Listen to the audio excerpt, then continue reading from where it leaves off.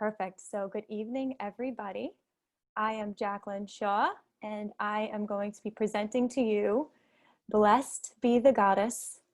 And this is a workshop dedicated to all of the female masters, those who were in female form and did encompass and embody the feminine archetypes that we all need in order to empower divine consciousness, divine feminine consciousness on the planet. And we are going to go really into Sophie Bashford's book. And it's called You Are the Goddess. And basically, it's all about how in these archetypes, all of these archetypes together, when combined, when we really activate them inside of ourselves, we do become the essence of divine feminine. So it's a lot of information. And what you might think of as feminine is not necessarily the archetype of the feminine.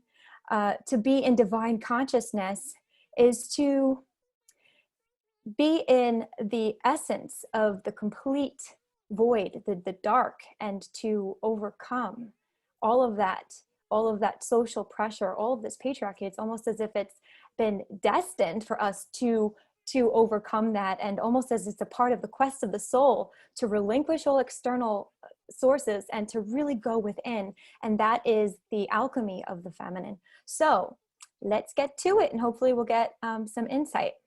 So what is the divine feminine? The divine feminine, or goddess consciousness energy, is a universal frequency which lies at the heart of our physical and spiritual experience. This equates with an elevated, non-judgmental, and non-harming state of awareness. It's connected to the wisdom of the heart, natural and divine laws, and to compassion, harmonious and peaceful living. So goddess consciousness is also a philosophy representing the system of interpreting life and the universe. It's not necessarily female or woman. It's not bound by anything of structure. It's basically feminine life force, and we all have that. So when we are in tune with this feminine energy, we trust in the infinite flow of life, natural rhythms and cycles. We embrace light and radiance. We act from a place of unconditional love and acceptance. We access the wisdom of an open heart, embody grace, and we cultivate peace. Sounds great, right? Sounds perfect. But how exactly do we do that? So what has caused the diminishment of feminine consciousness? I think we're at an age in history, we're at an age where we can see so clearly that there is a power in the few, and these few people are almost afraid of feminine consciousness, and they minimize it and they don't see it clearly. And we see so clearly that patriarchy has contributed to not being able to worship outwardly and not being able to pay reverence openly to the goddess. And these things are changing because there are whole communities, and there's a huge online presence of goddesses, and even women are coming and saying, I'm a goddess, because they're living in this world and they're deepening their understanding of themselves by living in this world, and they feel like they've transcended because they've been through so many struggles. So a chronic lack of equilibrium between the masculine and feminine energies causes this. So what are some of the ways of the feminine?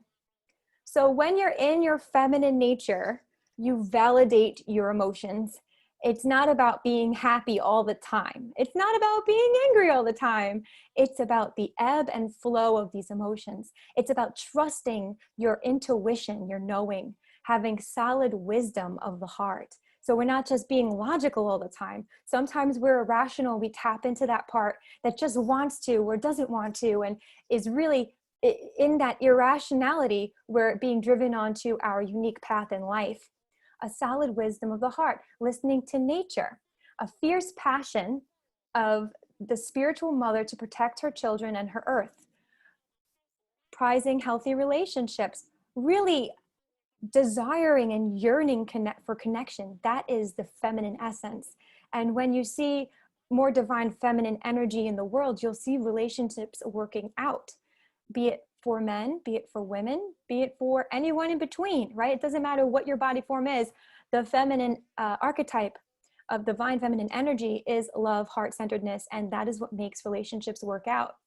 Valuing intimacy, getting close to people, getting deep with them, sitting with them, even if what they're saying doesn't sound that great, and just opening your heart to them and loving them through it. Healing touch, primary sensuality, nurturing Shakti power, an innate ability to be in tune with cosmic destiny in every breath.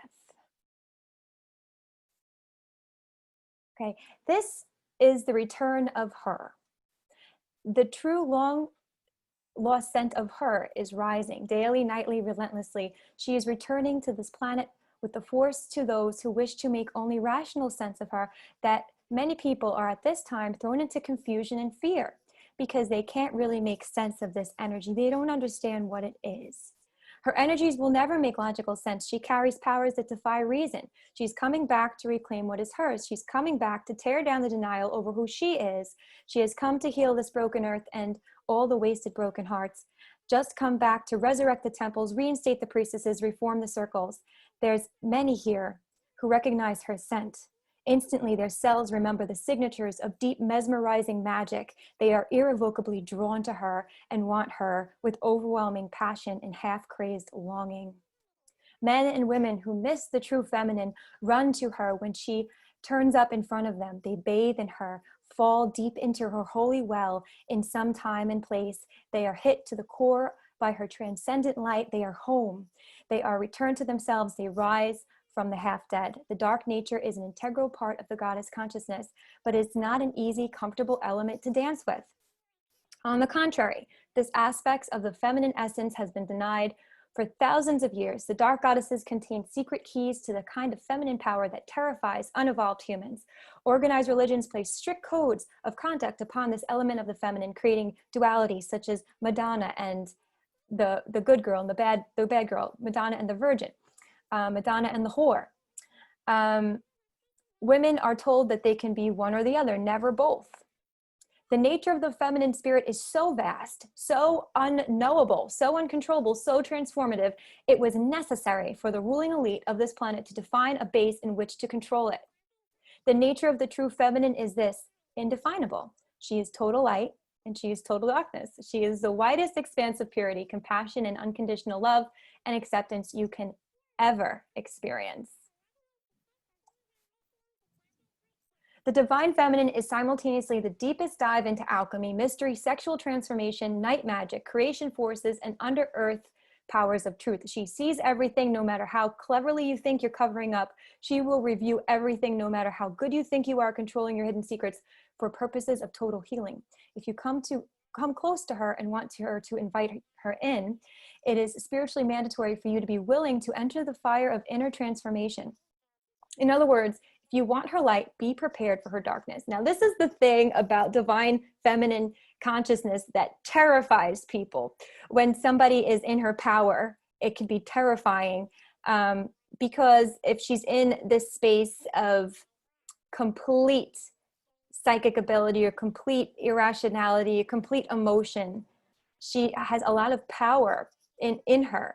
And when she's in a place of peace and harmony, this power within her can be moved in really amazing ways for creation.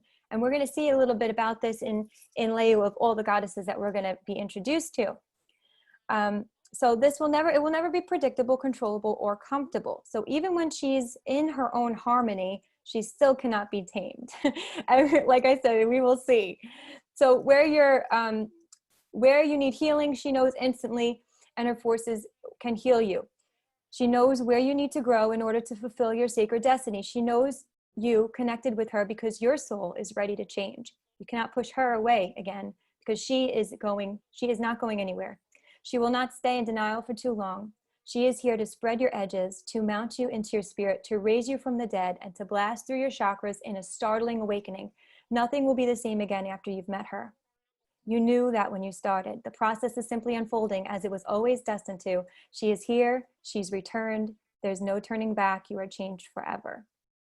Okay, so that was basically an excerpt from Bashford's book. And she talks about when you do call on these divine masters, the experience that you go through, the transformation that you go through with them as your guides. So who are the 9 goddess archetypes? The 9 goddesses discussed in this workshop are masters of the areas the collective feminine must heal in order to regain power and balance in the world. When we channel them in our lives, we create a space of empowerment. So our first goddess is the most terrifying one. Her name is Kali. It's funny because sometimes if I see something happen to somebody after they did something very mean, I'm like, oh, it's Kali. She is definitely a force of karma. And if you've ever worked with her, you'll feel the fire, the energy of fire running through your body. And well, who is Kali? She's a Hindu Indian goddess. You can easily just fall in love with these goddesses too, because they're just so beautiful, even in their rage. A Hindu Indian goddess representation of Devi Shakti, in Sanskrit goddess. She's a primal symbol for universal life. And Kali is said to have sprung from the brow of the great goddess Durga as a divine healer.